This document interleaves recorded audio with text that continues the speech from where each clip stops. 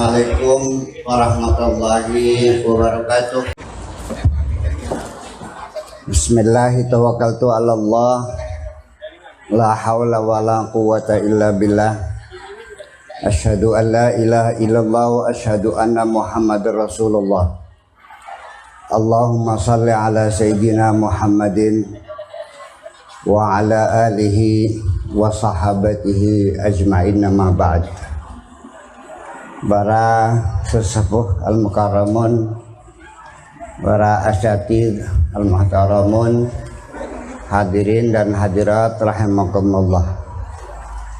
Pertama-tama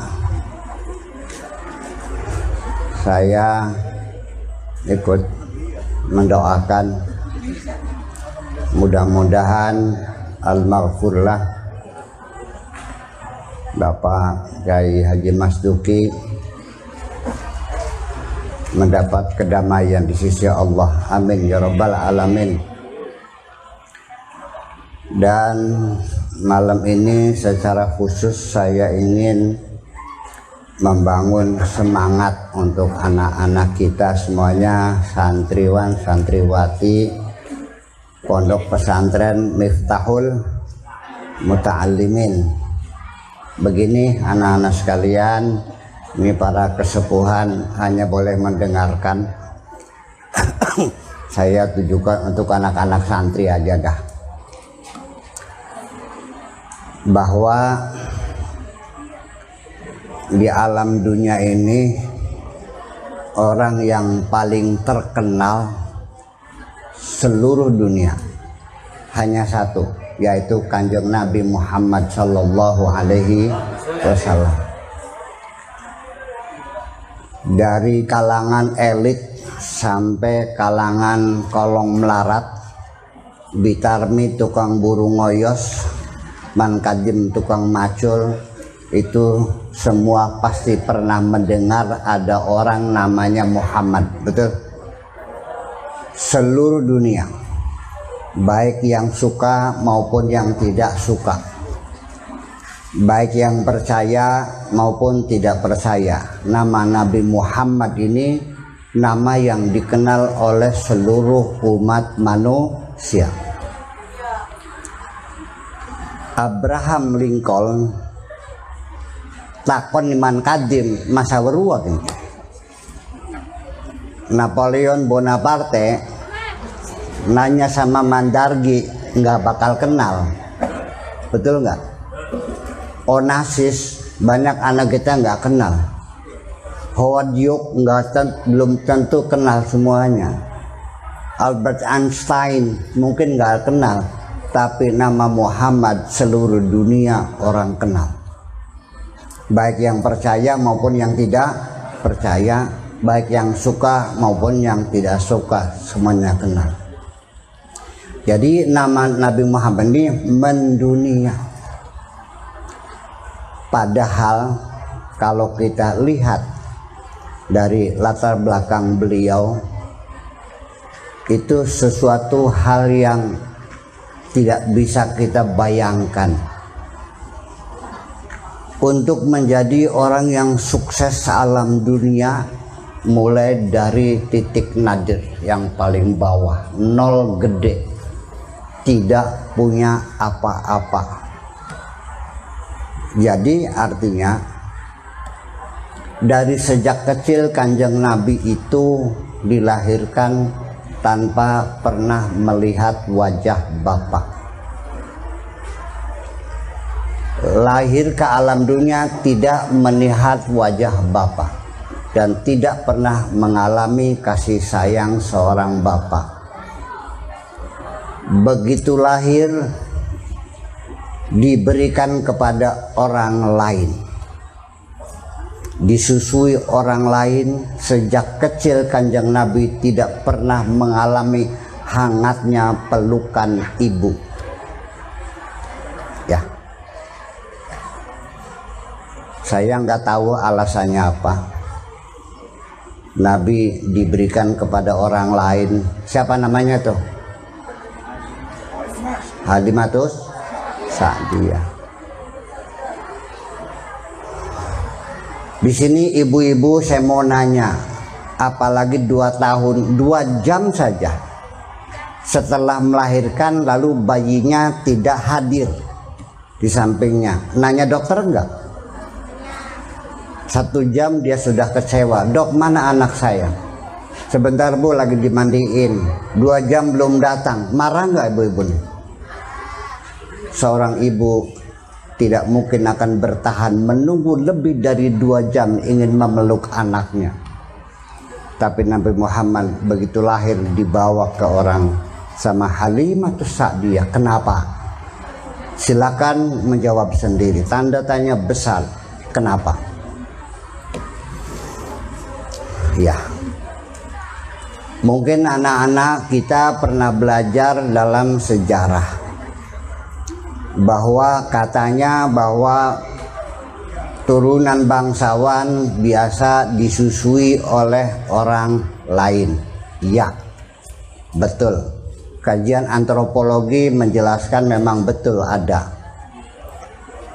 Supaya menjaga kecantikannya. Tetapi Siti Aminah tidak punya suami. Dia menjaga kecantikan untuk siapa? Kemudian yang kedua, kalaupun disusui yang mestinya ibu susunya datang menyusui bayi, setelah kenyang diserahkan dalam pelukan ibunya, bukan dibawa pergi. Itu kedua. Dan yang ketiga, alasannya lagi dalam buku-buku sejarah yang pernah saya baca, sengaja dibawa ke Banu Sa'ad itu adalah dalam rangka supaya bahasa Nabi Muhammad ini Arabnya fasih, bahasa Arab murni yang belum terkooptasi oleh bahasa-bahasa luar, supaya bahasanya bagus. Tapi juga saya bertanya, apakah anak baru lahir sudah bisa berbicara? Ya, masih kecil ibunya meninggal, ikut sama kakeknya meninggal, lalu ikut sama pamannya, siapa namanya? Abu Talib. Lalu beliau menggembala kambing. Tanda tanya besar lagi sesungguhnya. Kenapa Kanjeng Nabi ikut pamannya menggembala kambing? Dalam buku sejarah yang saya baca, sengaja Allah ya mengkondisikan Kanjeng Nabi suruh menggembala kambing dulu supaya melatih diri belajar memimpin. Sebelum mimpin manusia, mimpin kambing dulu. Apa urusannya kambing dengan manusia?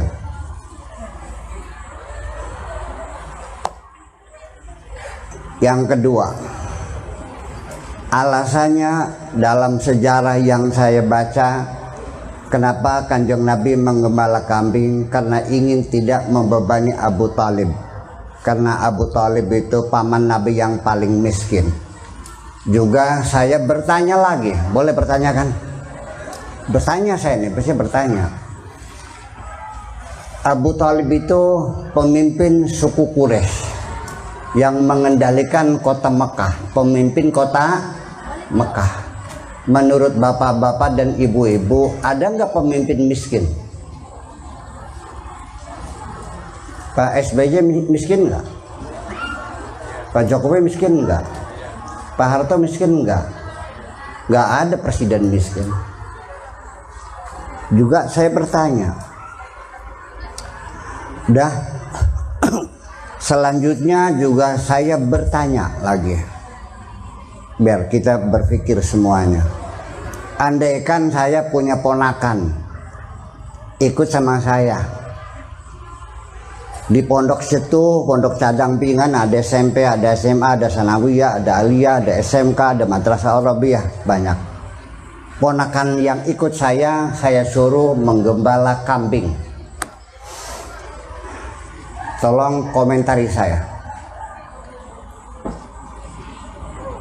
Bapak-bapak silakan komentari saja. Pak Kiai Sakur punya ponakan ikut, saya suruh menggembala kambing, silahkan berkomentar. Jare wong Dremayu kejelag-jelag temen.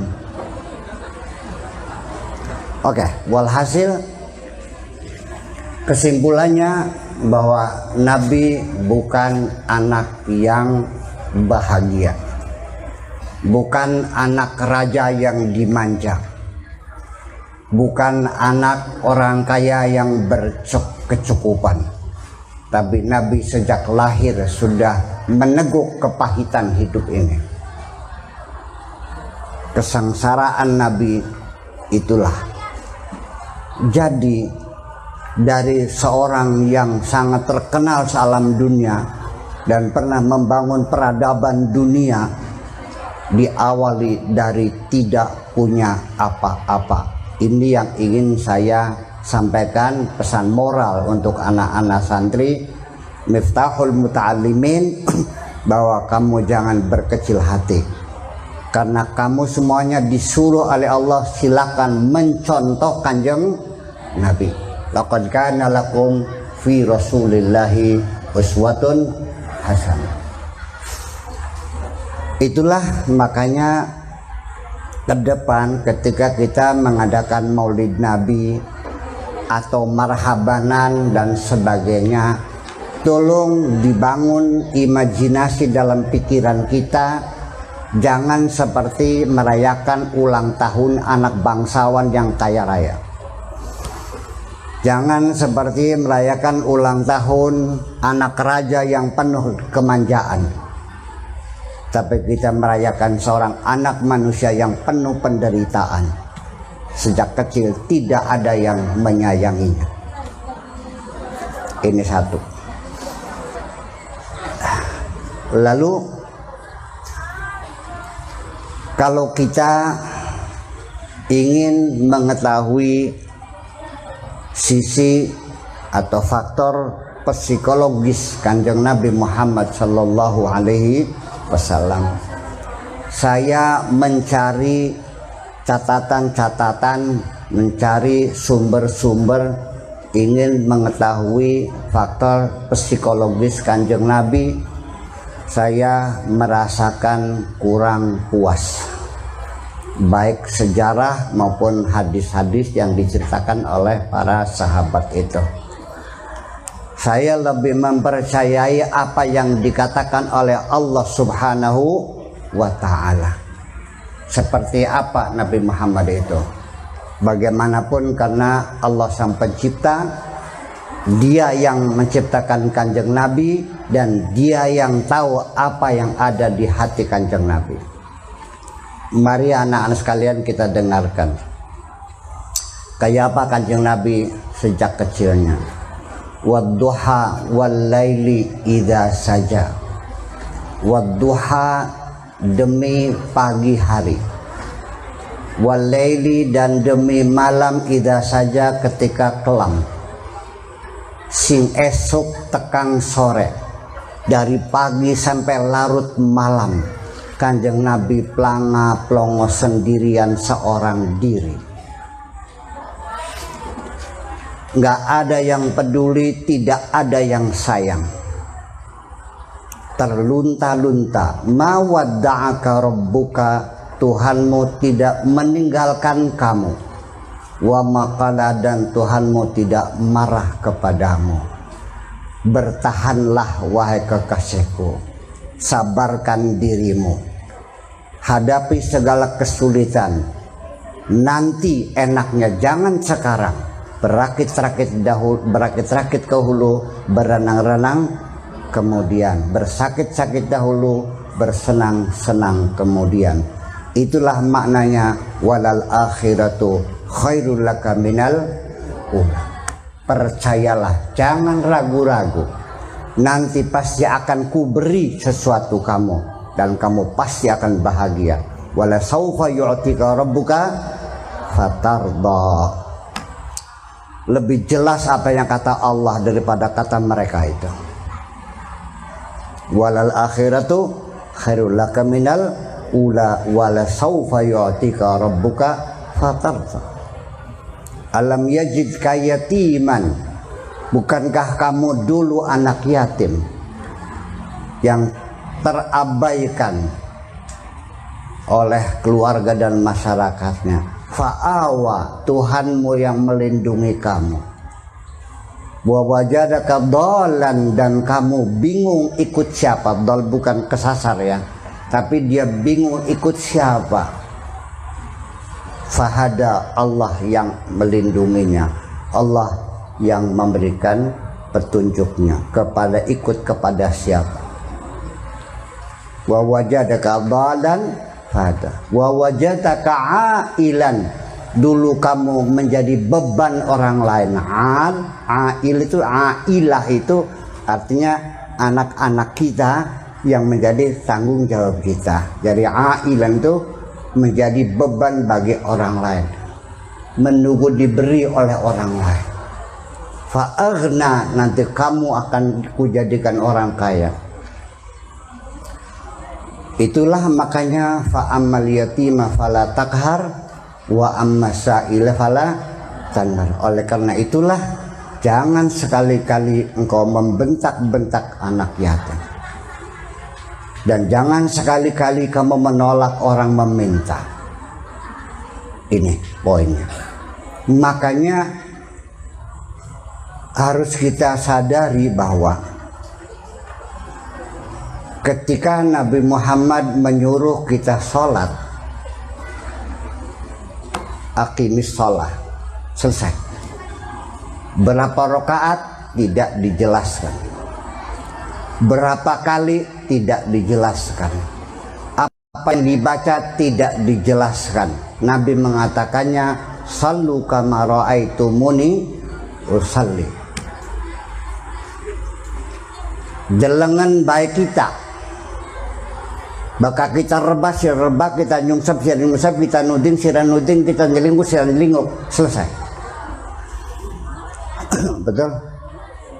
Dan semuanya, semua kewajiban agama begitu. Tapi begitu pesan untuk anak yatim, di sini Kanjeng Nabi memberikan stressing yang luar biasa. Bahkan perhatian kepada anak yatim adalah merupakan tolok ukur keagamaan kita. Ya, stikiat bahwa seseorang baru kita nyatakan dia agamanya benar atau bohong, kita lihat bagaimana dia memperlakukan anak yatim. Sekalipun jidatnya hitam, tetangga kanan kiri anak yatim tidak sekolah, bohong. Fawailul lil musallin, biar salatnya wakal, neraka buat kamu. Mengapa begitu besar pengaruhnya? Mengapa penekanan yang luar biasa? Ini bukan kata saya, mau percaya silakan, nggak udah. Tapi kata Allah. Tahu nggak ngomongnya apa? Ara'aital ladzi yukadzibu biddin. Tahu nggak lo? Lu tahu nggak orangnya agamanya bohong? Fadzalikal ladzi yad'ul yatim. Itulah orang yang menelantarkan anak yatim. Wala yahuddu ala ta'amil miskin, dan tidak pernah berkeinginan terdorong untuk ngasih makan orang miskin. Fawailul lil musallin, biar kamu salatnya rajin, jidat hitam semuanya akan dibayar dengan well. Bayangkan, ini tolok ukur agama. Kenapa? Setiap orang yang menzalimi anak yatim, memakan harta anak yatim, alladzina yaquluna amwal yatam, mereka orang-orang yang makan harta yatim, innama yaquluna fi butunihim nar, makan api kamu itu. Kenapa begitu keras yatim? Ini merefleksi dari penderitaan Kanjeng Nabi jadi anak yatim. Dari wong Jawa mah ajakinmu, anak putu kita sengsara makanya begitu. Nah ini jadi persoalan ketika implementasi agama itu naik haji tiap tahun, umroh lagi, anak yatim terlantar, semua gimana lagi? Terjadi nggak begitu? Terjadi nggak? Tiap tahun umroh, ponakan-ponakan yang cerdas-cerdas nggak pada sekolah. Ini, nah itulah persoalannya. Nah, anak-anak kita pengen nggak berhasil seperti Kanjeng Nabi? Kepengen nggak berhasil seperti Kanjeng Nabi? Dari nol sampai segala-galanya dicapainya. Pengen? Bener? Ada di sini anak-anaknya pengen jadi presiden? Ada? Jadi menteri? Jadi apa? Direktur BUMN? Pengen ada? Jadi gubernur, bupati? Tidak mustahil, semua bisa kamu capai. Dengarkan pesan Tuhan kepada kekasihnya. Alam nasrah laka sadrak. Ini kata kunci keberhasilan Nabi adalah di surat ini. Setelah Allah menceritakan kepahitan hidup Nabi, disinilah kunci keberhasilannya. Alam nasrah laka sadrak. Bukankah aku sudah melapangkan dadamu? Terus alam nasrah laka sadrak wa wada'na anka wizrak, dan kami lepaskan segala beban dan penderitaan. Alladzi anqadha dhahrak, yang membuat punggungmu terbungkuk-bungkuk. Alam nasrah laka sadrak wa wada'na angka wizrak alladzi anqadha dhahrak wa rafa'na laka dzikrak, dan sebutanmu, namamu kuangkat setinggi-tingginya. Wa rafa'na laka dzikrak fa inna ma'al usri yusra. Semua kemudahan ada kesulitan, semua kesulitan kemudahan. Inna ma'al usri yusra, inna ma'al usri yusra. Wa idza faraghta fansab. Kalau setelah selesai mengerjakan satu, fansab, bekerja lebih keras lagi.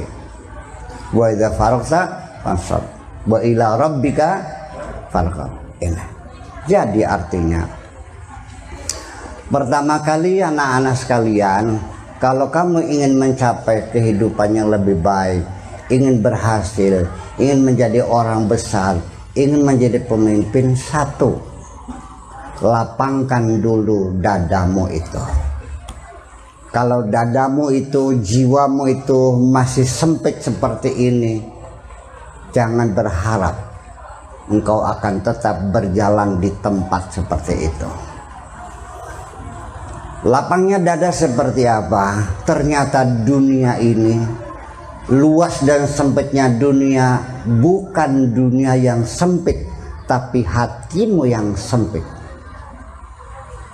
Dunia ini luas ketika hatimu luas. Ketika Allah melapangkan dadamu, artinya engkau akan melihat bahwa dunia ini terbuka lebar, kesempatan terbuka untuk kita hidup maju dan berhasil dan sukses menempuh kehidupan. Pengen tahu caranya bagaimana supaya jiwa kita besar? Supaya alam nasrah laka sadrak, dada kita terbuka lebar? Satu, yaitu bahwa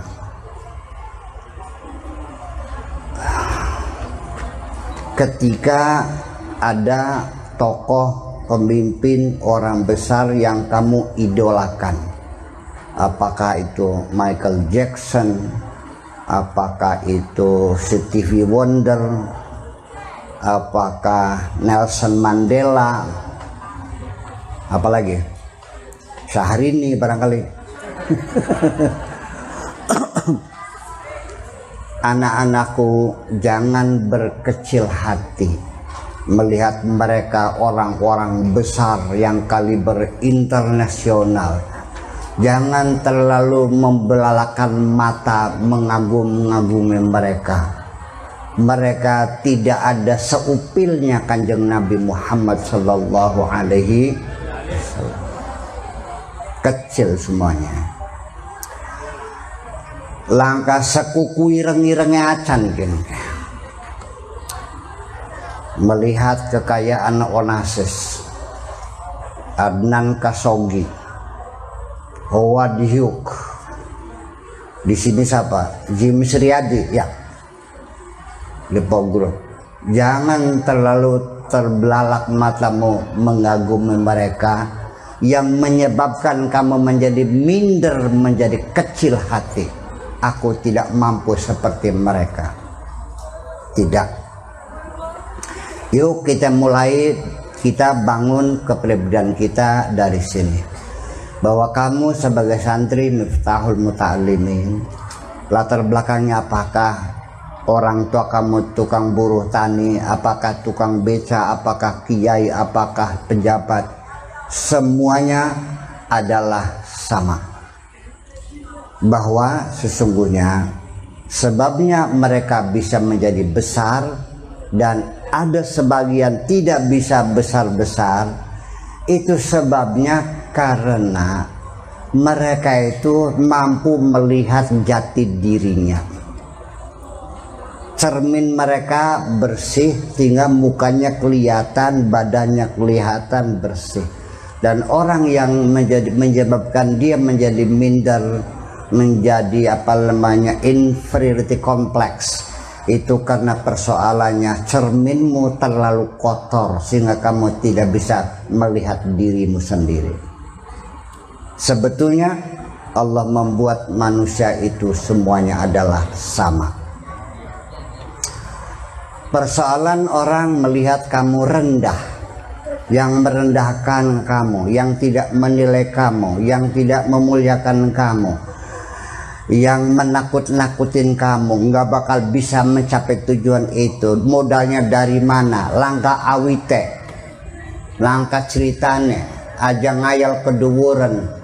Hilangkan perasaan itu, bahwa bukan sekarang saja kamu dikecilkan oleh orang, dihinakan oleh orang, dasar anak tukang macul segala macam. Percayalah, dulu pun ketika nenek moyangmu zaman dahulu, yang menghinakan nenek moyangmu zaman dulu, bukan hanya iblis saja yang merendahkan, malaikat juga masih meragukan akan keberadaan nenek moyangmu itu. Siapa namanya? Siapa namanya? Adam. Benar, jangan bilang, hei, iblis malang melintang, iblis terbelalak. Masa saya harus bersujud kepada cengkeromet seperti ini? Tahu cengkeromet? Cengker itu di bawahnya pecak belek kan mungkin. Iya, mana mungkin? Malaikat juga sama. Merendahkan juga pun tentang malaikat. Tak rasanya dingin saja lakuin gitu. Sampai malaikat sendiri bertanya, untuk apa wahai Tuhan kami menciptakan makhluk seperti ini yang nantinya bakal bulat saja, yang bakal merusak saja, banjir darah, ngapain? Apa tidak cukup kami saja yang selalu bertasbih? Apa itu tidak merendahkan Kanjeng Nabi Adam? Betul nggak? Betul nggak?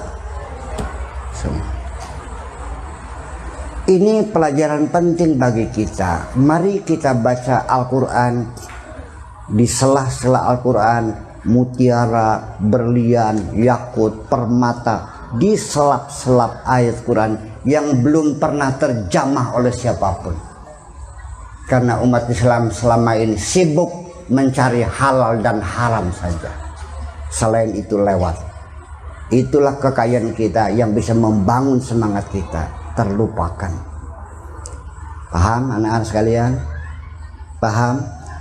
Nah, itulah makanya Allah mengatakan, hai malaikat, ajaknya bacot teser, masa paham masih aku. Ya. Di situ Allah membuktikan akan unggulnya Nabi Adam di atas malaikat dan iblis itu semuanya. Wa 'allama Adamal asma'a kullaha. Allah bukakan segala potensi yang dimiliki oleh Nabi Adam. Ya, disekolahkan lagi, dididik lagi, dilatih lagi, suruh pesantren di cadang pinggang. Ya, sana ngaji dulu di pondoknya Kiai Sakur cadang pinggang. Setelah selesai, dihadapkan kepada malaikat. Summa aradahum 'alal malaikati. Hai malaikat, kamu merasa lebih hebat dari Adam. Ya. Faqala ambiuni bi asma'i haula'i. Ditantang oleh Allah, buktikan mana yang lebih hebat. Coba, ini apa, ini apa, ini apa. Apa malaikatnya? Nggak tahu. Luka, terterang, tenartos, nunggu, beli ngerti. Baru mereka mengaku, qalu subhanaka la ilma lana illa ma 'allamtana. Ya, itulah. Makanya Allah juga mengatakan kepada malaikat, alam aqul lakum inni a'lamu ma la ta'lamun. Sing bengen ya takwara, siraku goblok beli ngerti apa-apa kata. Ya. Iblis juga sama. Kalau iblis dari awal ini, setelah dibuktikan Adam punya potensi yang luar biasa, malaikat bersujud langsung fasajadu, ternyata iblis tetap berkeras kepala tidak mau bersujud. Masih tetap tolak pinggang sambil melotot marah kepada Adam, sehingga Allah dengan adilnya tidak serta-merta lalu ditampar dan diusir, tidak, tapi iblis dipanggil dulu baik-baik untuk diklarifikasi. Dan dipanggilnya iblis ini belum statusnya, belum tersangka, baru sebagai saksi. Betul nggak? Ditanya, ma mana'aka an tasjuda, ma mana'aka alla tasjuda. Ini mau saya terangkan tapi ngabisin waktu. Maknanya begini aja, apa gerangan yang menyebabkan kamu tidak mau bersujud? Sudah jelas ini pinter, ini potensinya luar biasa. Malaikat sudah bersujud, kenapa kamu tidak mau? Ya, iblis tidak mau mengakui kelebihan Nabi Adam. Padahal Adam adalah makhluk Allah yang pertama kali punya intelektualitas yang tertinggi pada zamannya. Kenapa? Ternyata dia mengatakannya, qala ana khairum minhu. Aku lebih hebat dari Adam. Nah, tetap masih mengatakan lebih baik dari Adam. Dari sisi keilmuan, potensi, keahlian, kepintaran sudah jelas Adam unggul. Tapi kenapa iblis tidak mau bersujud, tidak mau mengakui kelebihan Adam? Ada alasan asal usulnya. Khalaqtani min narin wa khalaqtahu min tin. Aku dibuat dari api dan Adam dibuat dari tanah. Khalaqtani, engkau menciptakan aku dari api, wa khalaqtahu, dan engkau menciptakan Adam dari tanah. Itulah sehingga dijelaskan oleh Allah, aba wastakbara wa kana minal kafirin. Iblis menolak, tetap tidak mau bersujud. Ternyata landasannya, sebabnya karena iblis itu makhluk yang sombong. Wastakbara, karena dia sombong, itulah maka Allah mengatakan wa kana minal kafirin. Maka iblis adalah kafir. Iblis kafir dikarenakan dia sombong. Oleh karena dia sombong, dia tidak mau bersujud kepada Adam. Jadi iblis kafir bukan karena tidak percaya, tapi karena dia sombong. Maka siapapun di sini yang sombong kafir loh. Jadi kafir itu bukan tidak percaya. Saya nanya anak-anak nih, iblis kafir enggak? Iblis kafir enggak? Kafir. Sebabnya kenapa disebut orang kafir? Bukan karena tidak percaya, karena sombong. Sebetulnya percaya enggak? Percaya. Dia mengatakan khalaqtani, engkau menciptakan aku. Iblis lebih ma'rifat daripada bapak-bapak kok. Ya. Engkau menciptakan aku dari api dan engkau menciptakan Adam dari tanah. Berarti iblis mengakui Allah sebagai khalik, sebagai pencipta. Disebut kafir itu karena dia sombong. Jadi kata kafir itu bukan untuk orang yang non muslim, untuk orang sombong, untuk orang kikir, untuk orang kasut, untuk orang tidak bersyukur, itu kafir semuanya. Mesti dipahami. Nah makanya Bapak-Bapak sekalian, inilah maka karena kesombongannya, karena tidak mau bersujud, maka iblis dipersona non gratakan oleh Allah dari kerajaan surga. Itu pelajaran penting bahwa harus kamu yakini anak-anak santri Miftahul Muta'allimin bahwa Allah telah menaruh potensi yang luar biasa, yang melebihi makhluk siapapun.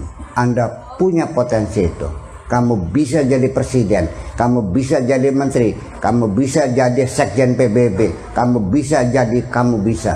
Semuanya sudah dipersiapkan.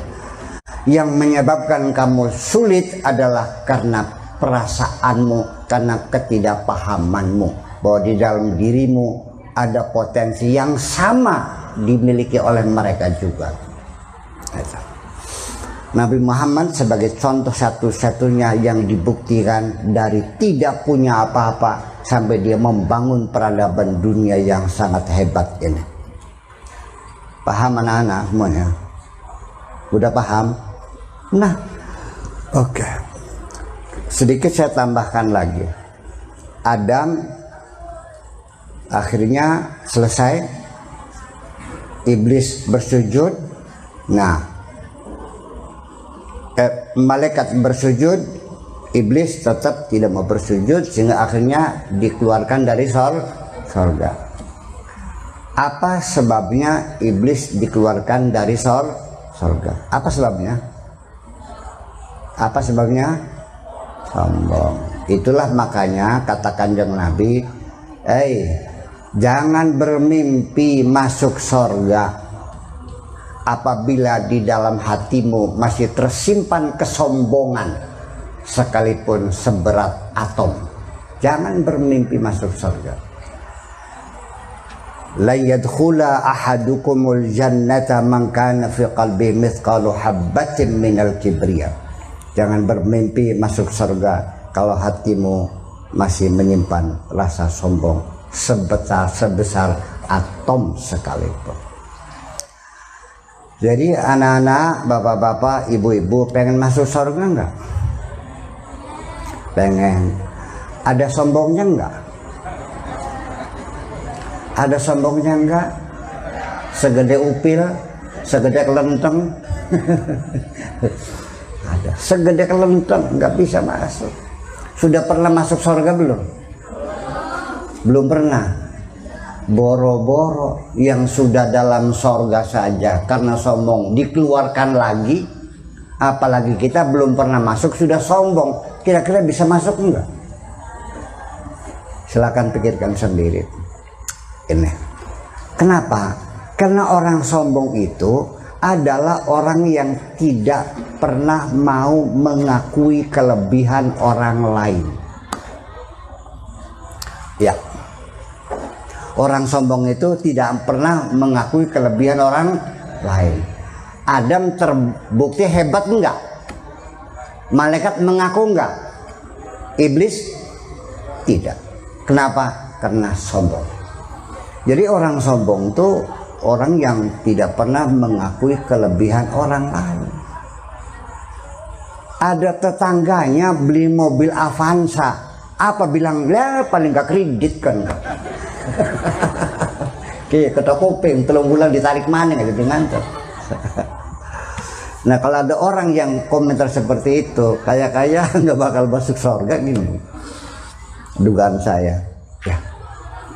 Yang kedua, orang sombong itu goblok. Ya. Artinya orang sombong itu goblok. Kalau kamu pinter, ketika kesombongan kamu muncul, pada detik itu kamu menjadi makhluk yang goblok. Mari kita buktikan. Alasannya apa iblis tadi tidak mau bersujud?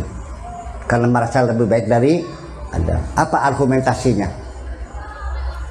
Argumentasinya apa? Iblis dibuat dari Adam, dibuat dari, jadi iblis merasa lebih baik dari Adam. Saya mau nanya, api dengan tanah baik mana?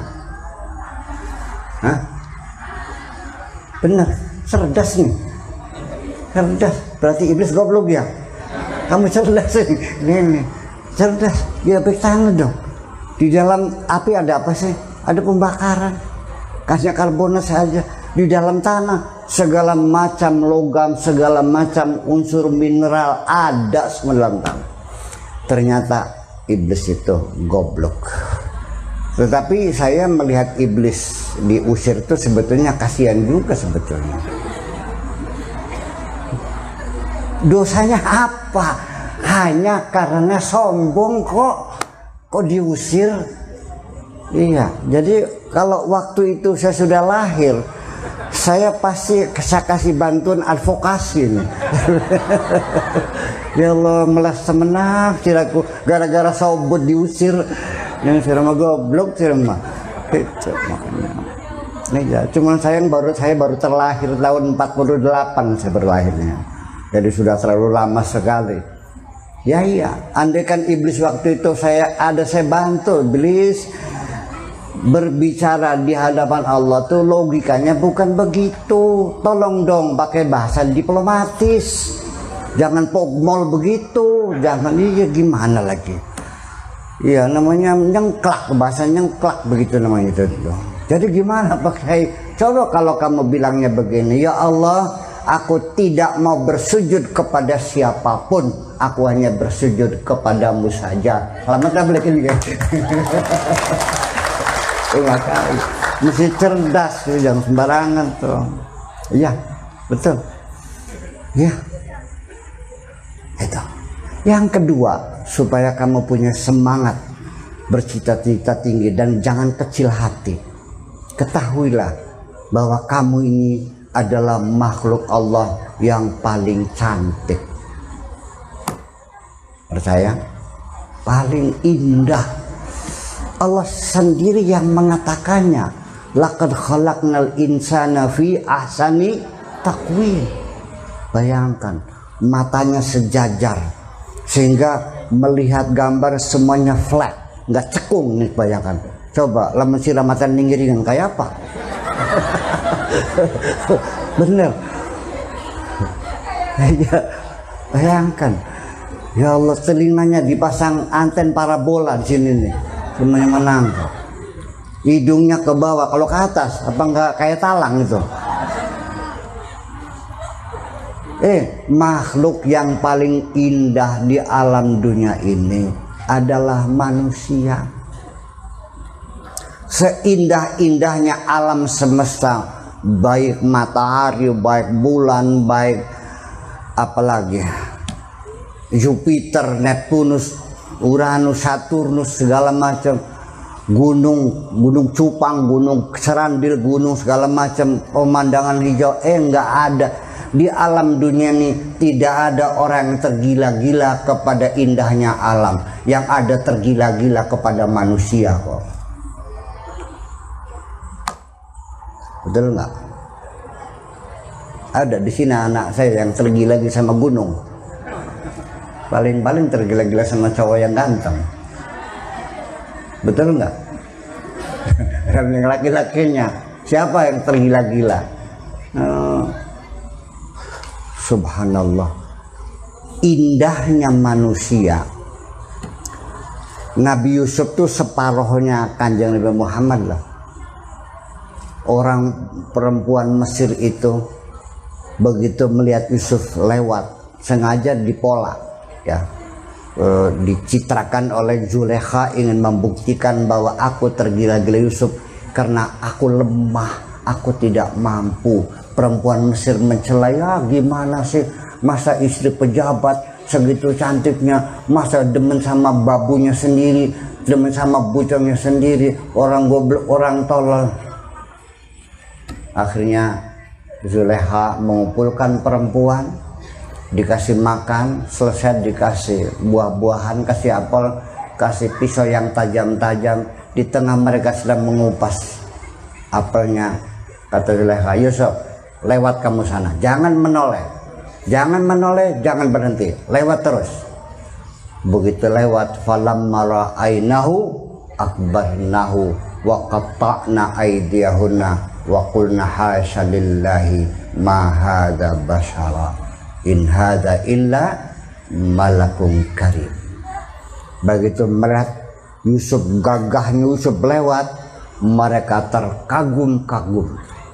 Wa qata'na aydiyahunna, apelnya jatuh, tangan mereka yang dikupas, darah berhamburan. Lihat Yusuf, itu Yusuf. Nah, jadi Nabi Muhammad 2 kali gantengnya Nabi Yusuf. Ada nggak yang tergila-gila? Tidak ada. Ada yang goda nggak? Nggak ada. Sebabnya apa? Nas ini dari beras, berasnya dari gabah, gabahnya nanamnya di sawah. Yuk dihitung berapa orang yang menanam padi sampai di atas piring ini. Padinya dipupuk enggak? Berapa juta orang yang terlibat membuat pupuk? Oke? Dimasak pakai gas, berapa juta orang yang terlibat bikin gas? Gasnya dari tabung, tabungnya besi. Berapa banyak orang yang terlibat membuat tabung besi ini? Di piring, piringnya dari pasir kuarsa sampai menjadi piring, berapa juta orang yang terlibat membuat piring? Bayangkan, berjuta-juta orang yang terlibat memproses sampai jadi nasi di hadapan saya ini. Di dunia ini tidak ada yang mustahil, tapi juga tidak ada yang mudah. Oleh karena itu, jalani saja semuanya itu. Nah, yang keempat, kamu harus melakukan reprogramming, memprogram kembali kepribadianmu. Jangan berharapkan orang lain. Ya, saya bisa, tapi saya nggak ada waktu untuk memprogram kamu nih. Karena kepribadian kamu sekarang ini sudah ada yang memprogram dari sejak kamu kecil. Sudah berapa kali kamu ditolol-tolol oleh bapakmu sehingga selama ini kamu merasa tolol. Berapa kali ibumu mengatakan goblok dan goblok sehingga sekarang kamu meyakini kamu goblok. Betul nggak? Betul nggak? Baik masyarakatmu, orang tuamu, sampai gurumu juga masih banyak mengatakan dasar bocah goblok begini. Dibentuk oleh lingkungan kita semuanya. Tapi punten jangan menyalahkan mereka karena mereka tidak mengerti.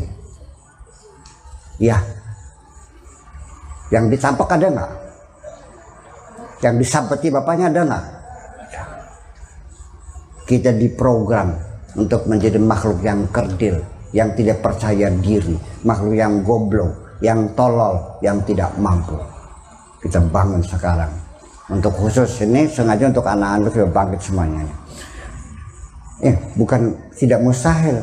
Malam ini ceramah membangun semangat baru sehingga dari pondok ini banyak jadi orang besar. Amin. Iya, benar, jangan sembarangan. Ini bisa, ini perlu sekali kita sampaikan di kalangan santri. Masya Allah, gimana seorang kecil hati, minder banget sih mengerjakan sesuatunya. Belum berperang sudah mengibarkan bendera putih dulu.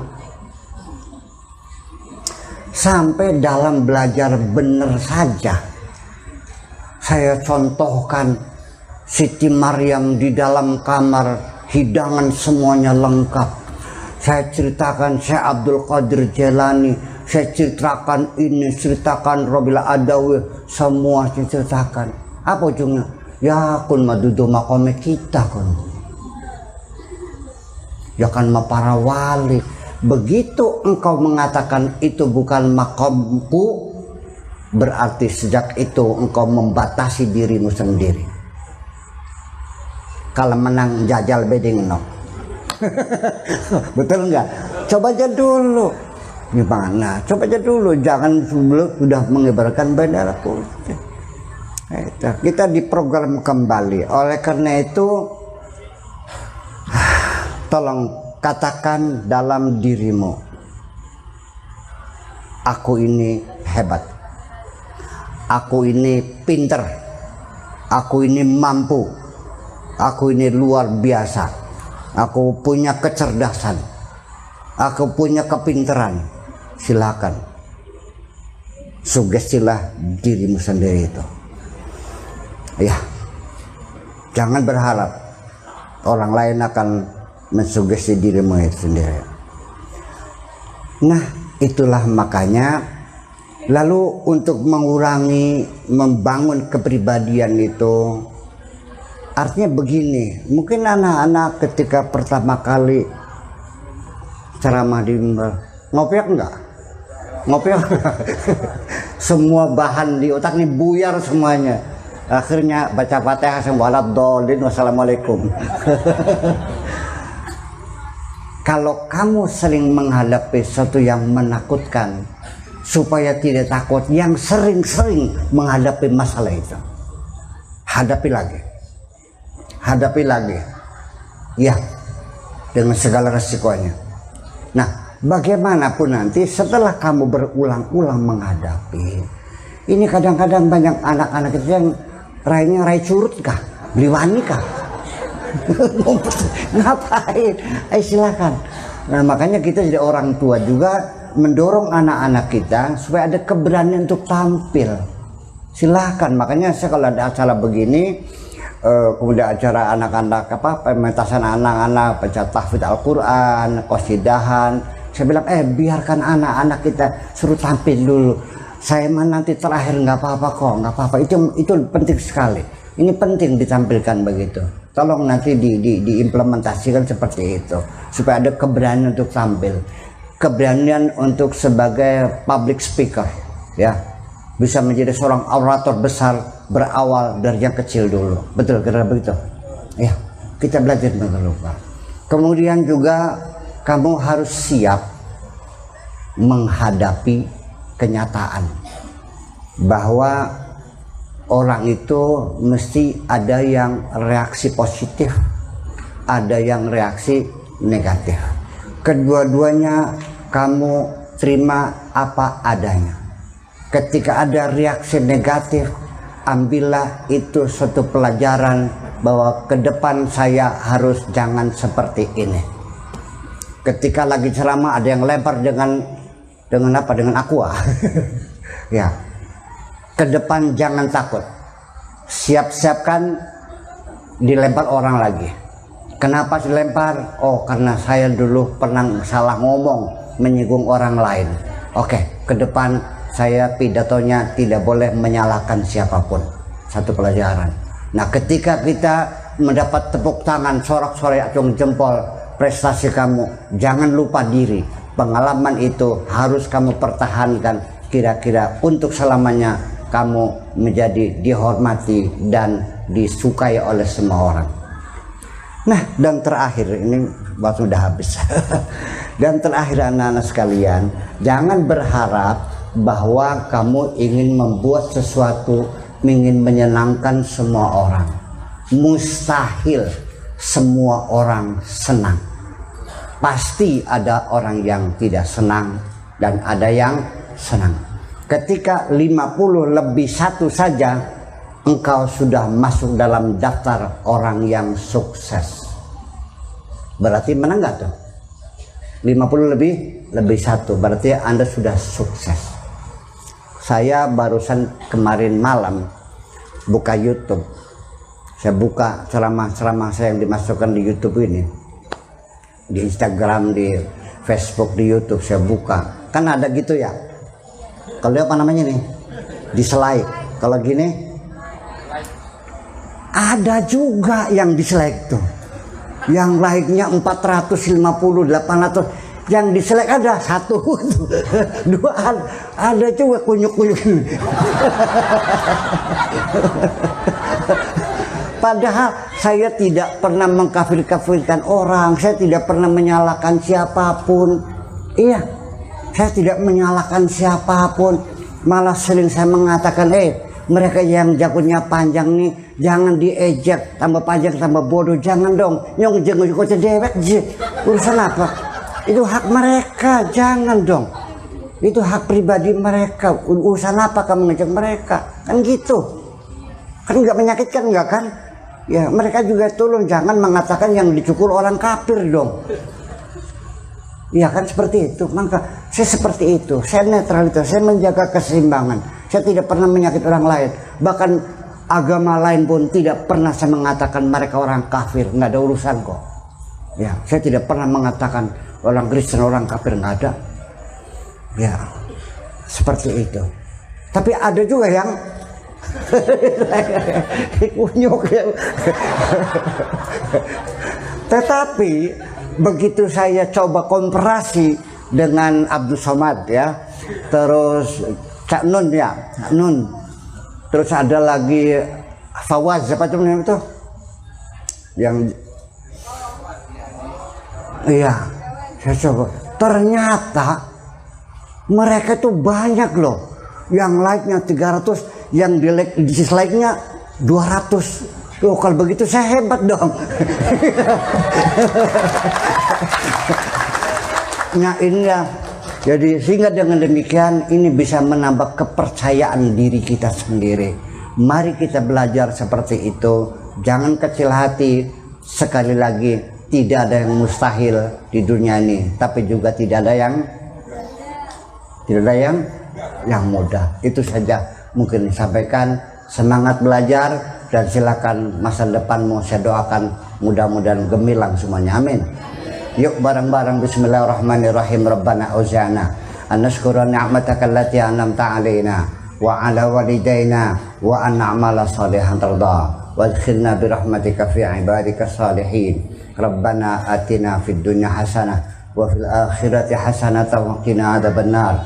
Wa sallallahu ala sayyidina Muhammadin wa ala alihi wa sahabatihi ajma'in. Subhana rabbika rabbil izzati amma yasifun wa salamun alal mursalin walhamdulillahi rabbil alamin. Assalamualaikum warahmatullahi wabarakatuh. Waalaikumsalam warahmatullahi wabarakatuh.